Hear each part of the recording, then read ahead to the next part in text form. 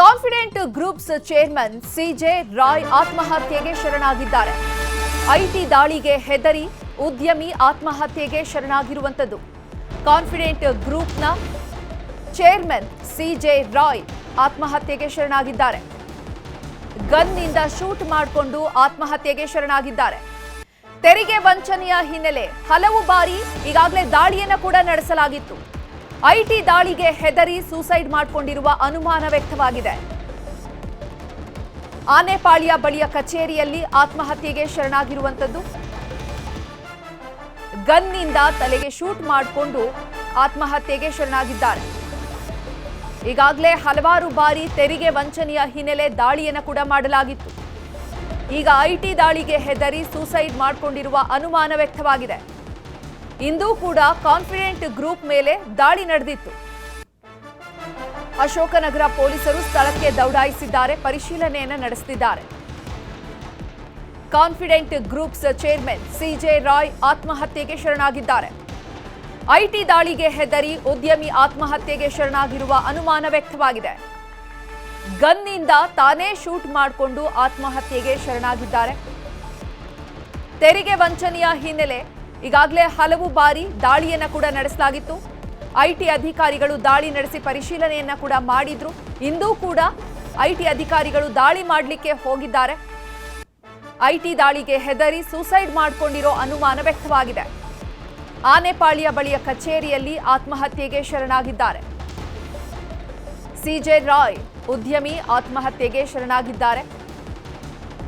ಆನೆಪಾಳ್ಯ ಬಳಿಯ ಕಚೇರಿಯಲ್ಲೇ ಆತ್ಮಹತ್ಯೆಗೆ ಶರಣಾಗಿರುವಂತದ್ದು. ಐಟಿ ಅಧಿಕಾರಿಗಳು ದಾಳಿ ಮಾಡೋದಕ್ಕೆ ಇನ್ನೇನು ಬರ್ತಾರೆ ಅನ್ನುವಂತಹ ಮಾಹಿತಿ ಕೂಡ ಲಭ್ಯ ಆಗಿತ್ತು.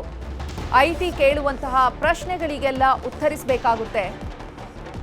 ಎಷ್ಟು ಆಸ್ತಿ ಇದೆ, ಎಷ್ಟು ಮೌಲ್ಯದ ಸಂಪತ್ತಿದೆ, ಎಲ್ಲದಕ್ಕೂ ಕೂಡ ಮಾಹಿತಿಯನ್ನು ನೀಡುವಂತಹ ಸಂದರ್ಭ ಎದುರಾಗಿತ್ತು. ಈ ಸಂದರ್ಭದಲ್ಲಿ ಐಟಿ ದಾಳಿಗೆ ಹೆದರಿ ಉದ್ಯಮಿ ಆತ್ಮಹತ್ಯೆಗೆ ಶರಣಾಗಿದ್ದಾರೆ.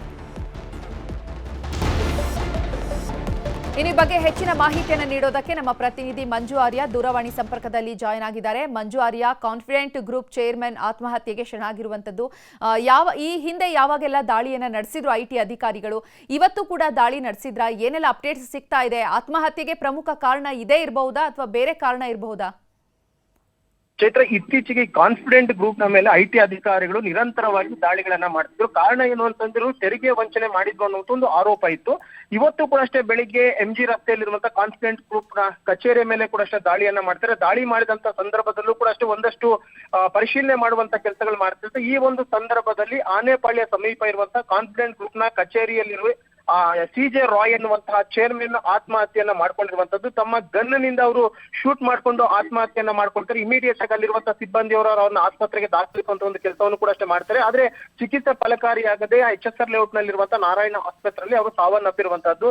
ಇನ್ನು ಇತ್ತೀಚಿನ ದಿನಗಳ ಐಟಿ ಅಧಿಕಾರಿಗಳು ಕೂಡ ಅಷ್ಟೇ ದಾಳಿಯನ್ನ ಮಾಡ್ಕೊಂಡೇ ಬರ್ತಾ ಇದ್ರು. ಯಾಕಂದ್ರೆ ಇವರು 1-2 ಅಲ್ಲ, 100 ಅಂದ್ರೆ ಲಕ್ಷಾಂತರ ರೂಪಾಯಿ, ಕೋಟ್ಯಾಂತರ ರೂಪಾಯಿಯನ್ನ ತೆರಿಗೆ ವಂಚನೆ ಮಾಡಿರುವಂತಹ ಒಂದಷ್ಟು ಆರೋಪಗಳು ಕೂಡ ಅಷ್ಟು ಕೇಳಿ ಬಂದಿತ್ತು.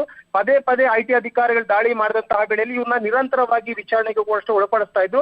ಯಾಕಂದ್ರೆ ತೆರಿಗೆ ವಂಚನೆ ಮಾಡಿದಂತಹ ವೇಳೆಯಲ್ಲಿ ಐಟಿ ಅಧಿಕಾರಿಗಳು ಸರ್ವೇ ಸಾಮಾನ್ಯವಾಗಿ ಇನ್ವೆಸ್ಟಿಗೇಷನ್ ಅನ್ನ ಮಾಡ್ತಾರೆ, ರೈಡ್ ಮಾಡ್ತಾರೆ. ತದನಂತರ ಕಚೇರಿಗೂ ಕೂಡ ಅಷ್ಟು ನೋಟಿಸ್ ಅನ್ನು ಕೊಟ್ಟು ಕರ್ಕೊಂತಾರೆ.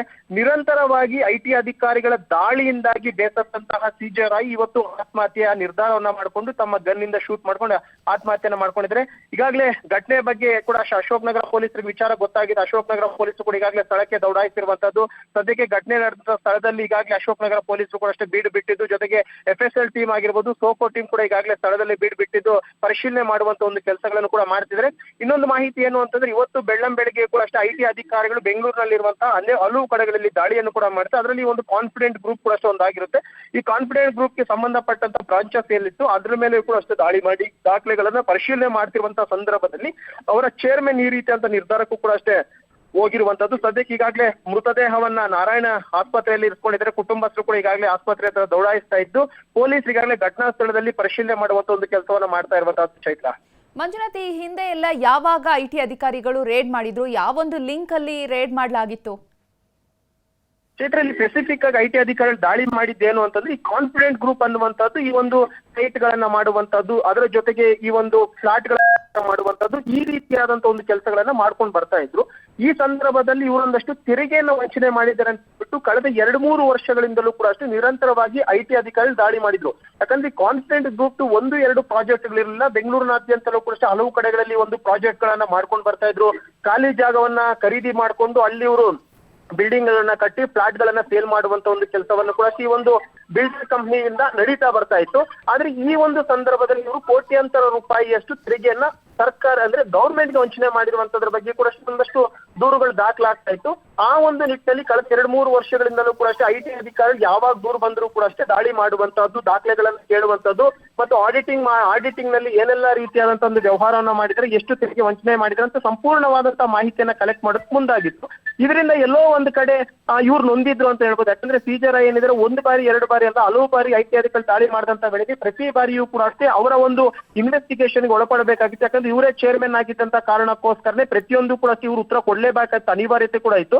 ಐಟಿ ಅಧಿಕಾರಿಗಳು ದಾಳಿ ಮಾಡಿದಂತ ಸಂದರ್ಭದಲ್ಲೂ ಕೂಡ ಡಾಕ್ಯುಮೆಂಟ್ಸ್ ನ ಕೇಳ್ತಿದ್ರು. ಸ್ಪೆಸಿಫಿಕ್ ಆಗಿ ಯಾವ ಪ್ರಾಜೆಕ್ಟ್ ಮಾಡ್ತಾ ಇದ್ರೆ, ಯಾವ ಪ್ರಾಜೆಕ್ಟ್ ಎಷ್ಟು ಕೋಟಿ ಪ್ರಾಜೆಕ್ಟ್ ಇದು, ಎಷ್ಟು ಫ್ಲಾಟ್ ಗಳನ್ನ ಮಾರಿದ್ರೆ, ಎಷ್ಟು ಅದನ್ನ ಸೇಲ್ ಮಾಡಿದ್ರೆ, ಎಷ್ಟೆಷ್ಟಕ್ಕೆ ಸೇಲ್ ಮಾಡಿದ್ರೆ ಅಂತ ಕಂಪ್ಲೀಟ್ ಆದಂತಹ ಮಾಹಿತಿಯನ್ನು ಸಂಗ್ರಹ ಮಾಡುವಂತ ಒಂದು ಕೆಲಸವನ್ನು ಮಾಡ್ಕೊಂಡೇ ಬರ್ತಾ ಇತ್ತು. ಜೊತೆಗೆ ಐಟಿ ಅಧಿಕಾರಿಗಳಿಗೆ ಏನಾದ್ರೂ ಡೌಟ್ ಬಂದಂತ ವೇಳೆಯಲ್ಲಿ ಸ್ಪೆಸಿಫಿಕ್ ಈ ಒಂದು ವಿಚಾರಕ್ಕೆ ಸಂಬಂಧಪಟ್ಟಂತ ಡಾಕ್ಯುಮೆಂಟ್ಸ್ ಕೂಡ ಕೊಡ್ಲೇಬೇಕಾಗಿತ್ತು ಅಂತ ಕೂಡ ಕೇಳ್ತಾ ಇದ್ರು. ಇದೆಲ್ಲದಕ್ಕೂ ಕೂಡ ಅಷ್ಟೇ ಅವರು ನೊಂದಿದ್ರು. ಯಾಕಂದ್ರೆ ಒಂದು ಪ್ರಕರಣ ಆಯ್ತು ಅಂತಂದ್ರೆ ಆ ಪ್ರಕರಣದಲ್ಲಿ ಇನ್ವೆಸ್ಟಿಗೇಷನ್ ಒಳಪಡಬಹುದು. ಈ ರೀತಿ 10 ಪ್ರಕರಣಗಳಾದಂತಹ ವೇಳೆಯಲ್ಲಿ 10 ಬಾರಿ ದಾಳಿ ಆದಂತ ವೇಳೆಯಲ್ಲಿ ಯಾವ ಒಂದು ಪ್ರಕರಣವನ್ನು ಎದುರಿಸುವಂತದ್ದು, ಹೇಗೆ ಎದುರಿಸುವುದು ಅನ್ನುವಂಥದ್ದು ಬಹುತೇಕ ಅವರು ಖಿನ್ನತೆಗೊಳಗಾಗಿದ್ರು. ಇತ್ತೀಚಿನ ದಿನಗಳೇ ಆ ಒಂದು ಖಿನ್ನತೆಗೊಳಗಾಗಿದ್ದಂತಹ ಸಂದರ್ಭದಲ್ಲಿ ಇವತ್ತು ಕೂಡ ಅಷ್ಟೇ ಐಟಿ ಅಧಿಕಾರಿಗಳು ದಾಳಿ ಮಾಡ್ತಾರೆ. ಈ ಒಂದು ಸಂದರ್ಭದಲ್ಲಿ ಅವರು ಬೇರೆ ಮಾರ್ಗ ಇಲ್ಲದೆ ಆತ್ಮಹತ್ಯೆಗೂ ಪ್ರಶ್ನೆ ಶರಣಾಗಿರುವಂತದ್ದು. ಚೈತ್ರ, ಧನ್ಯವಾದ ಮಂಜುನಾಥ್ ತಮ್ಮೆಲ್ಲ ಮಾಹಿತಿಗಾಗಿ.